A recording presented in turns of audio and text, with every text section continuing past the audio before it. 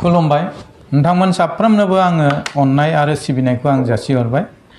बे भिडिअखौ लाबोनायनि मोनसे उद्देश्य दङ। जायफ्रा खृष्टान धोरोमनि सोमोन्दै प्रचार खालामो, गिर्जायावनो हक बा इउटिउब, फेसबुक, इन्स्टाग्राम, ससियेल मिडियायावनो हक, बे इसोरनि बाथ्रा जे बाइबेलनि प्रचार खालामग्राफोरनि थाखाय बे अत्यन्त गोनांथि, बिराद दरखार बियो। मानोना आङो मोनसे चेनेलाव नुदों, बोसोन, खृष्टान रादाब आरो बोसोन, बिथांनि बे चेनेलाव आं मोनसेखौ आङो नुदों। बिथांनि टाइटेलानो जाहैबाय पापनि निमाहाखौ गिर्जायाव लानांगौ ना न'आव हारसिं लाब्लाबो जायो। बे टाइटेलनि सायाव बिथाङा मोनसे भिडिअ बानायदों आरो आं बिथांनि बे भिडिअ बानायनायनि सायाव आङो भिडिअ खालामनायनि ओंथिया बे नङा जे आङो बिथांखौ क्रिटिसिजम खालामनो नागिरदों, बे नङा। नाथाय बिथांनि भिडिअनि गेजेराव आङो मोनसे पइन्टखौल' आङो गोरोन्थि नुदों। जायाबो जानो हागौ आरो नंगौबो जानो हागौ। मानोना जोंनि गोरोन्थिफोरखौ जोङो मानसिया पारफेक्ट नङा हिसाबै जोङो बुंस'नो हाया। नाथाय बाइबेला जोंखौ जेरै फोरोङो, जेरै दैदेनो, बेजोंसो जोङो थांनो नांगौ। थ' बिथाङा मोनसे भिडिअजों जागायजेनदों आरो बे भिडिअ मोनसे बाइबेल पदजों बिथाङा बे भिडिअखौ जागायजेनदों आरो बे भिडिअनि 1 मिनिट 58 सेकेन्डआव बिथाङा मोनसे बाइबेल पद फरायदों।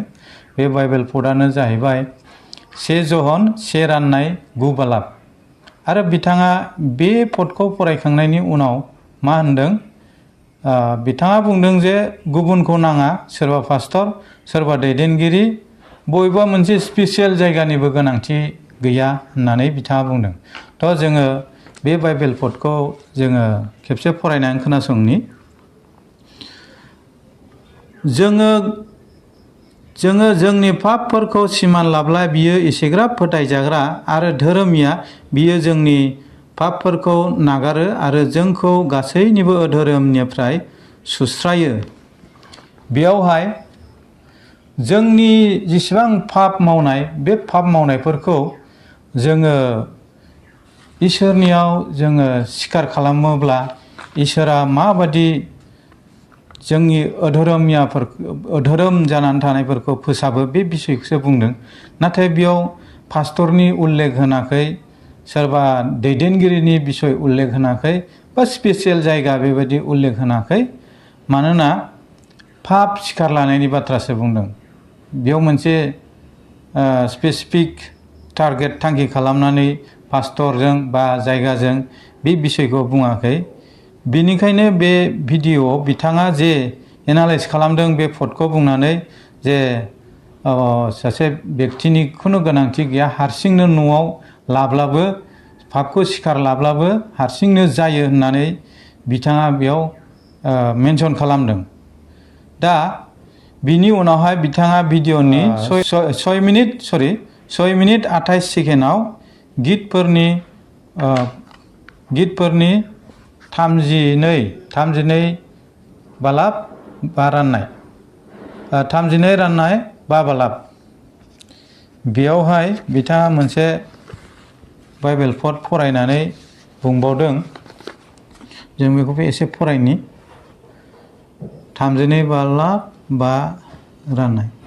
नाथाय आङो जेब्ला गावनि पापखौ सिखमायालाबा आंनि इनाय मावनायखौ नुजाहोजेनबाय आरो आङो बुंबाय, आङो फोरबोनियाव गावनि आयेन बारसिनायफोरखौ सिमान लानि, अब्ला नोङो आंनि पापनि दायखौ क्षमा होबाय। बियो जाहैबाय दाबिदनि मेथाइ। दाबिदा बेयाव गावनि पापखौ दोनखोमायालासिनो स्वीकार खालामनायनि बाथ्राखौ बुंदों। आरो दाबिदा बियो जाहैबाय गोजाम रदायनि। बियो बै समावहाय गोजाम रदायाव मोनसे नियम दंमोन जे मानसिया पाप मावोब्ला पाप बुलि होनांगौ, बेबायदि मोनसे हुदा दंमोन। बोरमा मेन्दाफोर बा फारौ बेफोरबायदि मोसौ फिसा बेफोरबायदि बुलि होनानै पापखौ सिखार लायोमोन बै समनि नियमा।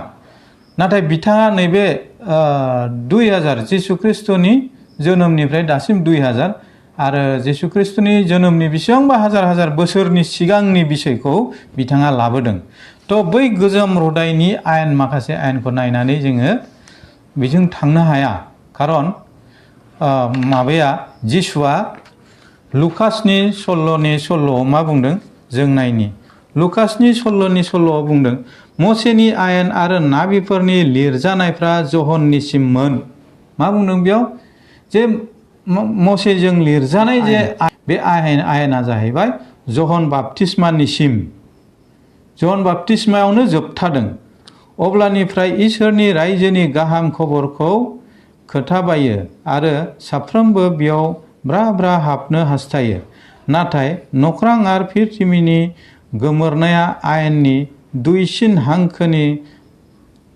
हांखोनि गोमोरनायनिख्रुइ जे बै समाव जे हुदा दंमोन पाप बुलिनि हुदा, बै समावहाय मोनसे मानसिया जुदि पाप मावोब्ला बे पापखौ इसोरनिफ्राय निमाहा मोननो थाखाय बुलि होनाय जायोमोन। नाथाय गोजामखौ गोदान खालामबाय जिसु ख्रिस्टआ थैनायजों गासैखौबो गोदान खालामबाय। दा आं मोनसे बिसयखौ आं सोदेरनो सानदों जे पापआ जोंनियाव गुबुन गुबुन रोखोमनि थानो हागौ। जोंनि मानसिनि जिबनाव पापआ मोनथाम रोखोमनि दङ। मोनसे पापआनो जाहैबाय जोंनि डिएनएआव थाखानाय पाप, जे आदम आरो हवा बिसोरो जे पापखौ मावबाय, बे पापनिफ्राय जों उजिनाय। जोंनि गोबाङा बुङोना आंनाव पाप गैया गोथार, नाथाय आदम आरो हवानि जोलै जानायखाय जोंनि ब्लाडआवनो बे पापआ थाखाबाय। आरो मोनसे पापआ जाहैबाय जोंनि आबै आबौनि मोनब्रै जेनेरेसननि पापआबो जोंनाव थायो। बेफोरबो बाइबेलाव दंजोबो। सोरबा बुंनो हागोन नामा जे आंनि आफाया गोथार? सोरबा बुंनो हागोन नामा जे आबौआ गोथार, आबौनि बिफाया गोथार?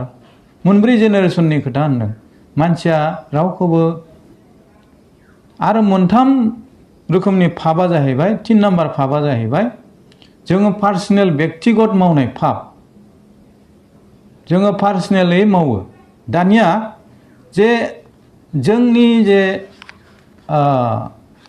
आदम आरो हवा बिनि मावनाय जोंनि डिएनएआव थाखानाय पाप, जोंनि बे पापआ माबोरै सुस्रा जायो? जेब्लानाखि जोङो जिसु ख्रिस्टनियाव जोङो बाप्तिस्मा लायो, जोङो जिसु ख्रिस्टनियाव समर्पन खालामो, जोङो अब्लानो गोदान जायो, गोदान जोनोम। अब्लानो गासैबो बे आदम हवानि जे डिएनएआव थानाय जे पाप, पापजों जोनोम जानाय बे थैनि पाप, बे जिसुनि थैयानो बेखौ सुस्रायो। जिसुनि गोथार थैजों बे सुस्रा जायो।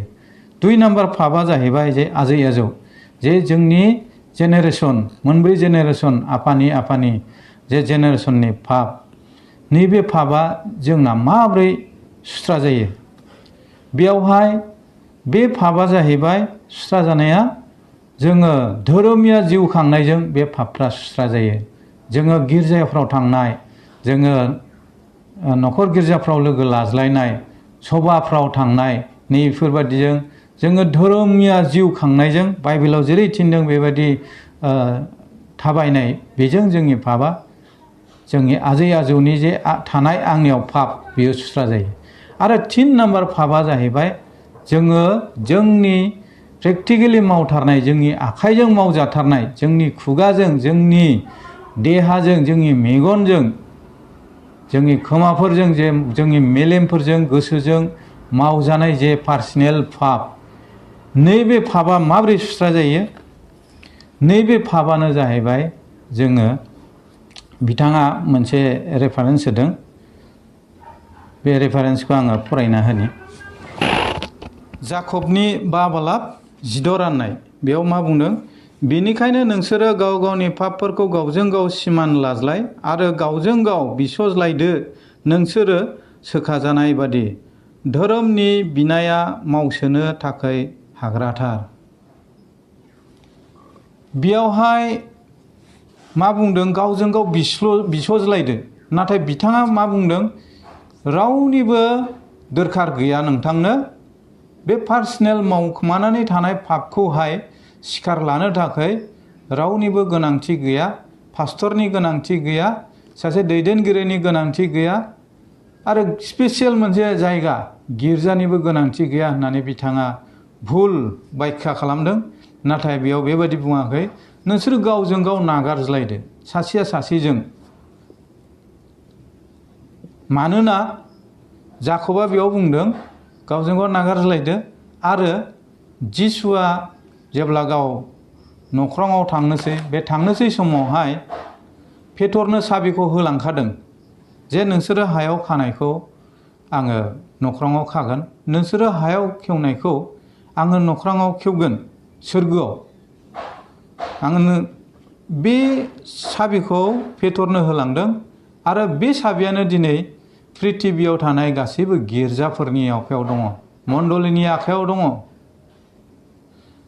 दा बेबायदि बुङाखै जे नोङो न' सिङाव हारसिङै रिपेन्ट नोङो हारसिङै पापखौ नों जुदि सानोब्ला नागारजागोन नाथाय न' सिङाव हारसिङै पाप नागारनाया नोङो बै गिर्जायाव मण्डलियारिफोरनि सिगाङाव नाजाव जाहैनायनि सिगां पाप निमाहा लानायनि सिगां नोङो रिपेन्ट जाग्रो नोङो न' सिङाव थानानै नोङो दाहा खालामनानै नोङो जुदि रिपेन्ट खालामबायब्ला नैबाव जिसुआ नाजावो थिगैनो दं बेसिमाव नाथाय मोनसे स्पेसिफिक जायगा गोनांथि गैया होननाय खोथाया गोरोन्थि मानोना